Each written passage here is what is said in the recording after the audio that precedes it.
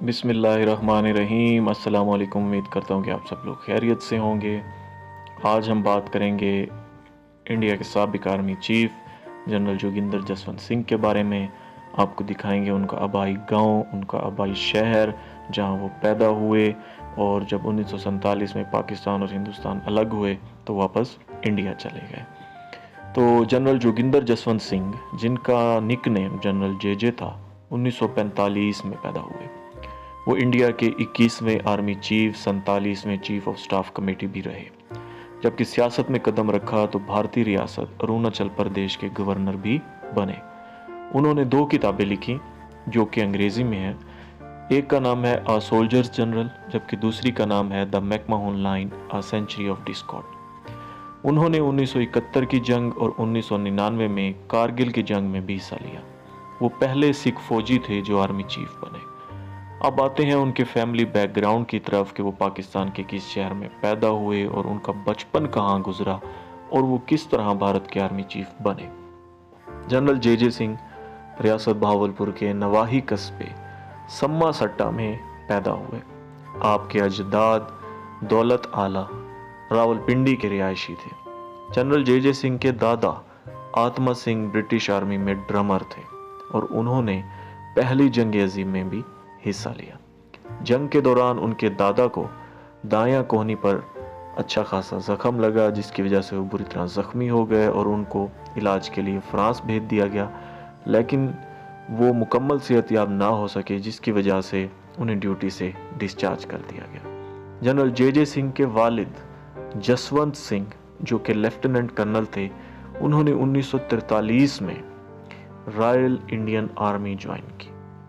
1944 में जब वो कराची पोस्टेड थे, उन्होंने जसपाल कौर से शादी की। 1945 में जब वो सम्मा सट्टा में पोस्टेड थे तो उनके यहाँ एक लड़के की पैदाइश हुई जो कि जनरल जेजे सिंह कहलवाए और पहले सिख आर्मी चीफ बने, और तकरीबन 43 साल उन्होंने सर्विस में गुजारे। यही वो इलाका है, यही वो जगह है जहां वो खेले कूदे बड़े हुए और फिर 1947 में बंटवारे के बाद हिंदुस्तान चले गए। तकसीम से पहले यहाँ कई हिंदू और सिख रिहाइश पजीर थे। इस रेलवे स्टेशन पर मुलाजमत किया करते थे नवाब ऑफ बहावलपुर, नवाब सर सादिक मोहम्मद खान अब्बासी पंजुम का दौरे हुकूमत था। हर तबका खुशहाल था, सब एक ही जगह हंसी खुशी रह रहे थे, और फिर अचानक वो भूचाल आया जिससे 2 मुमालिक वजूद में आए, और साथ ही साथ इन मुल्कों में रहने वाले जो कभी एक दूसरे के साथ रहते थे अब एक दूसरे के अज़ली दुश्मन कहलाते हैं।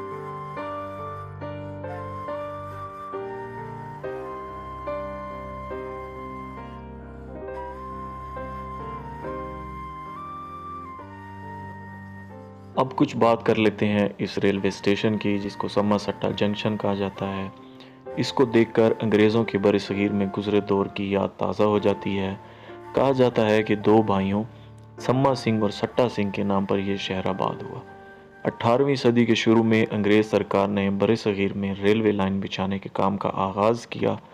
नवाब ऑफ बहावलपुर नवाब सादिक मोहम्मद खान चहारुम, जिनको सूबा सादिक भी कहा जाता है, उन्होंने रेलवे जंक्शन के लिए भावलपुर शहर से 16 किलोमीटर दूर सम्मा सट्टा का इंतखाब किया, जिसका मकसद स्टीम इंजन के धुएं और गाड़ियों के शोर से शहर को बचाना था।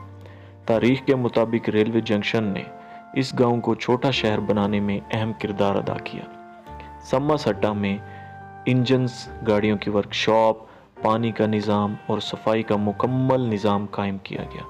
इसी मकसद के पेश नज़र मुलाजमीन के लिए तकरीबन 5000 घर भी तामीर किए गए।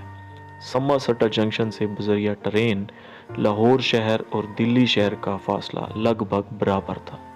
1945 तक इस रेलवे जंक्शन से बहावल नगर शहर के रास्ते दिल्ली और भटिंडा तक सफ़र किया जाता था। 1947 में तकसीम के बाद पाकिस्तान के हिस्से में आए असासे, जिनमें बैंक्स, उसके अलावा दूसरी चीज़ें जो कि एक जगह से दूसरी जगह मुंतकिल की जा सकती थी, वो सब इसी रास्ते के ज़रिए दिल्ली से पाकिस्तान पहुँचे।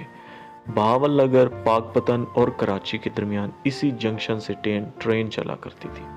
ملک میں ریلوے کے نظام کی زبوں حالی کے باعث یہ شہر ویران ہوتا چلا گیا۔ ہزاروں مکانات کھنڈرات میں تبدیل ہو گئے۔ اب اس قدیم اور تاریخی شہر کا اسٹیشن ویران ہے۔ پشاور، راولپنڈی، لاہور اور کراچی جانے والی ہر ٹرین یہاں سے گزرتی تو ضرور ہے مگر رکتی کوئی ہے۔ اس اسٹیشن کی خوبصورت عمارت خود اپنی تاریخ بیان کرتی ہے۔ مستقبل میں بھارت آمد و رفت اور تجارت کے لیے سما سٹا امروکہ کا راستہ بہت مفید ہو سکتا ہے۔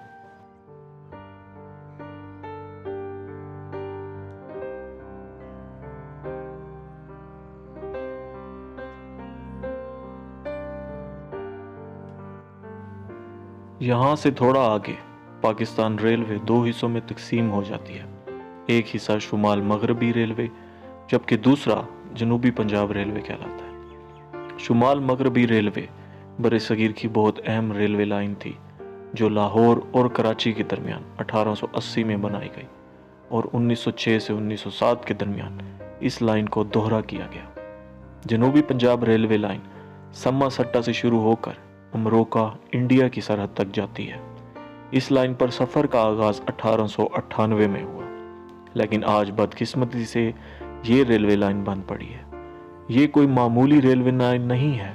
کراچی اور دلی کے درمیان نزدیک ترین راستہ اسی ریلوے لائن کی وجہ سے تھا۔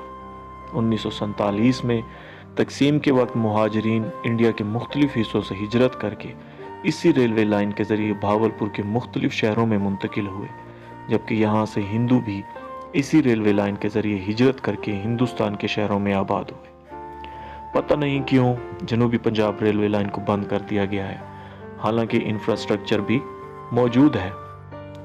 پٹڑیوں کو زنگ لگتا جا رہا ہے، جبکہ صحرائی علاقوں میں موجود پٹڑیاں ریت میں چھپتی جا رہی ہیں۔ بہاولپور اور بہاول نگر کی بیشتر آبادی اسی ریلوے لائن کے ارد گرد موجود ہے، جو کہ اس ریلوے لائن سے فائدہ اٹھا سکتی ہے۔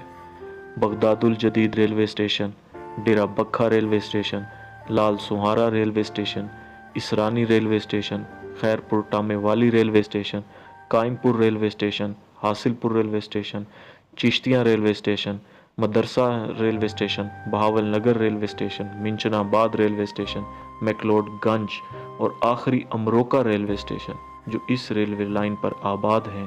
یہاں پر انڈیا کی طرز پر سیاحتی ٹرین چلائی جا سکتی ہے۔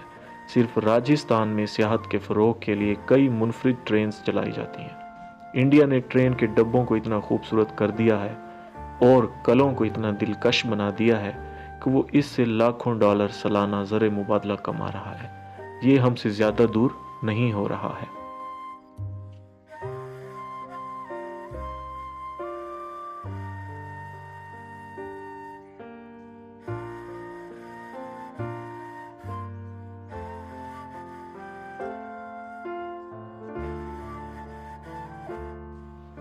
اس جنکشن سے تھوڑی ہی دور جو ہے یہاں پر تقریباً جو میں نے بات کی ہے کہ 5000 گھر یہاں پر بنائے گئے تھے اس ٹائم پہ، وہ گھر ابھی بھی موجود ہیں اور ان میں اب اتنی رہائش نہیں ہے، بہت کم لوگ رہ رہے ہیں اور ان کی جو حالت ہے وہ بھی بالکل خستہ ہو چکی ہے، لیکن وہ گھر ابھی تک موجود ہیں۔ جب میں راستے سے آ رہا تھا تو میں اپنے دونوں طرف دیکھ رہا تھا تو مجھے پتہ چل رہا تھا کہ یہاں پر کس طرح کے کوارٹرز تھے اور کس طرح سے یہاں پر لوگ رہتے ہوں گے۔